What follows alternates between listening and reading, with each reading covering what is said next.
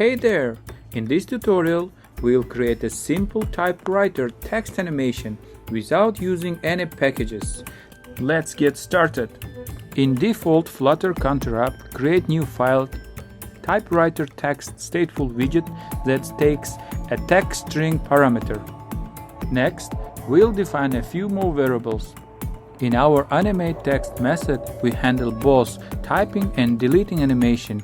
We iterate through the text characters, adding or removing them with a delay to simulate typing.